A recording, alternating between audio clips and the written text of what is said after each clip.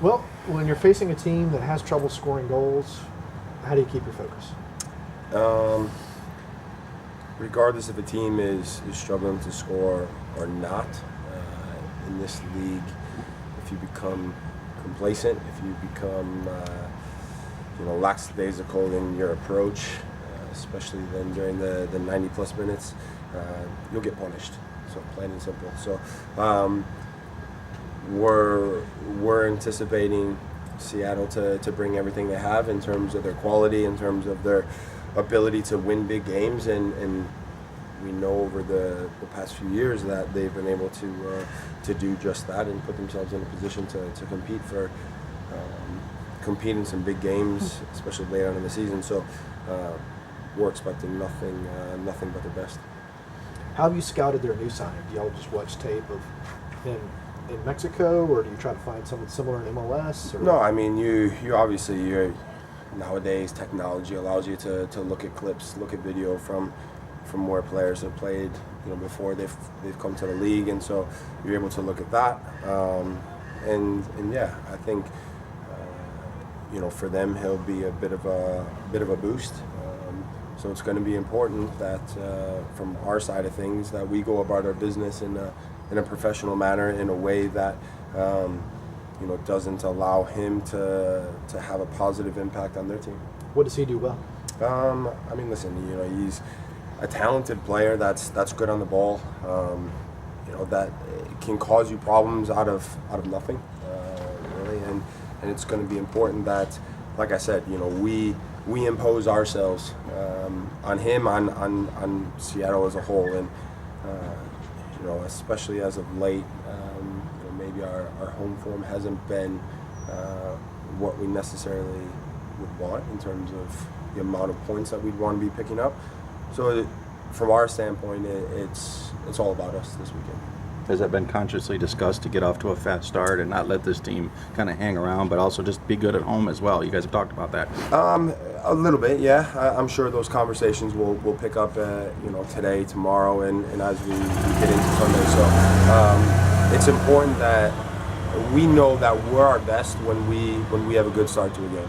We know that, and so when we allow teams to hang around and feel that they're building confidence throughout the first 45 minutes, that's I think when we start to not have a sense of doubt creep into our minds, but when that confidence for the opposition starts to grow, and that's when we start to get away from being our best. Is it nice kind of you get into this kind of the dog days of summer, no pun intended, and you've got a little bit of a time in between matches, so it's not that you're playing 2 matches in a week too? Yes and no. I mean, after the Dallas game, it was nice to get back on the field quickly and get the bad taste out of your mouth from that game on Wednesday and go and take 3 points in Philadelphia. So it could be good, it could be bad. So with the World Cup final at 11 and y'all playing at 2, are y'all going to be able to watch the game? That's a bit of a question mark at the moment. We'll obviously be at the stadium, so I know there'll be a few fans in the stadium watching the game. But I'm sure we'll have it on in the background in the locker room. But at the same time, we'll be making sure that we're mentally and physically preparing for our game later on in the day. So yeah, it'll be a unique one, that's for sure. Do you know if that World Cup event is going to change the players' schedule in terms of when you arrive in the stadium, things like that? Will it change anything? That hasn't been brought to our attention as of late. So we'll wait and see. If it does, we'll obviously be informed about that. But from our side of things, like I said, you may deal with a little bit more traffic into the stadium, but it is what it is. Obviously for the fans and the experience to be able to watch the World Cup final on the Halo board, it'll be pretty sweet. So yeah, it'll be a good day for them, and hopefully finish off with 3 points for us. Who's your pick? I haven't made any picks all tournament, but I think Croatia's probably coming off a bit of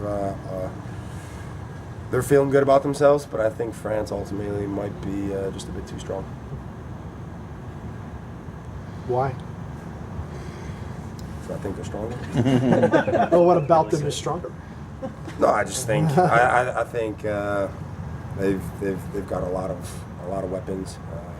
Some people will look at the fact that Croatia has gone to extra time for 3 games in a row. So, but then you read their quotes after the England game saying they weren't tired and whatnot. So, I don't know. We'll see. It's a game of sport. So. All right. Winner and loser.